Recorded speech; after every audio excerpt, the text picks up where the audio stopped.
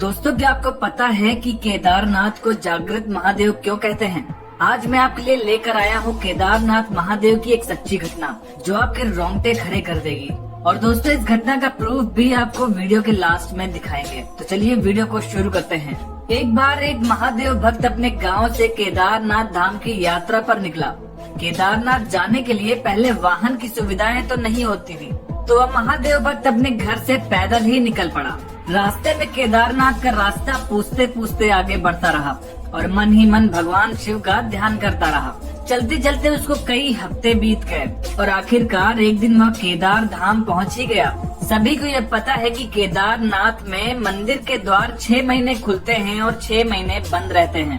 वह केदारनाथ उस समय पहुंचा जब मंदिर के द्वार बंद हो रहे थे। उस महादेव के भक्त ने पंडित जी को बताया कि वह बहुत दूर से कई हफ्तों की यात्रा करके आया है और मंदिर के पंडित जी से प्रार्थना की, कृपया करके दरवाजे खोलकर हमारे प्रभु के दर्शन करवा दीजिए। लेकिन वहाँ का तो नियम है कि एक बार द्वार बंद तो बंद, नियम तो नियम होता है।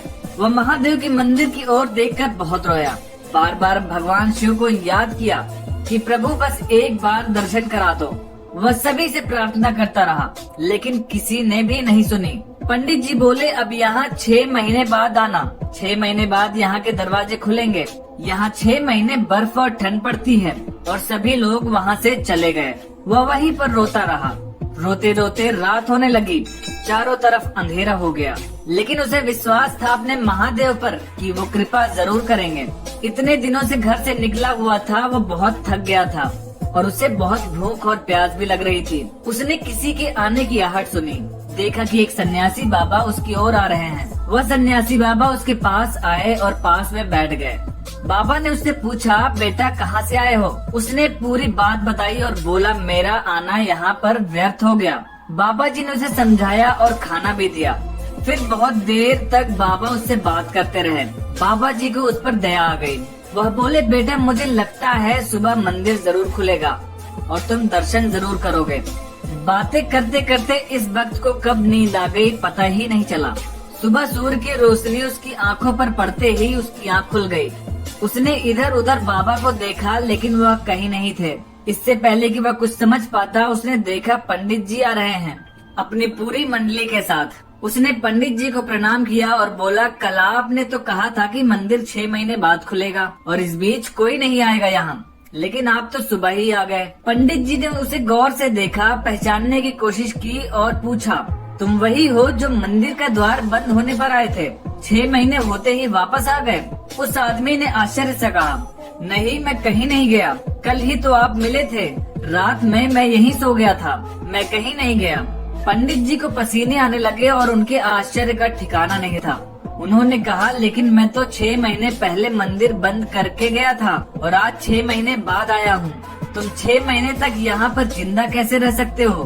पंडित जी और सारी मंडली हैरान थी। इतनी सर्दी में एक अकेला व्यक्ति कैसे 6 महीने तक जिंदा रह सकता है? तब उस भक्त ने उसको सन्यासी बाबा के मिलने और उसके साथ की गई सारी बातें बता दी कि एक सन्यासी आया था, लंबा था, बड़ी बड़ी जटाएं, एक हाथ में त्रिशूल और एक हाथ में डमरू लिए, मृगशाला पहने हुए था। पंडित जी और सब लोग उसके चरणों में गिर गए। बोले, हमने तो जिंदगी लगा दी लेकिन प्रभु के दर्शन ना पा सके। सच्चे भक्त तो तुम हो। तुमने तो साक्षात महादेव के दर्शन किए हैं। उन्होंने ही अपनी योग माया से तुम्हारे 6 महीने को एक रात में परिवर्तित कर दिया, कालखंड को छोटा कर दिया। यह सब तुम्हारे पवित्र मन, तुम्हारी श्रद्धा और विश्वास के कारण हुआ है। दोस्तों, यह घटना उत्तराखंड के रहने वाले एक व्यक्ति ने कोरा पर पोस्ट की थी और उनका कहना है कि उन्होंने ये घटना इसलिए पोस्ट की ताकि सबको पता चले कि केदारनाथ में महादेव का सच में वास है और ये बात लोगों तक पहुंच सके। दोस्तों, आपको ये वीडियो कैसी लगी हमें कमेंट करके जरूर बताएं और प्लीज चैनल को सब्सक्राइब करना ना भूलें।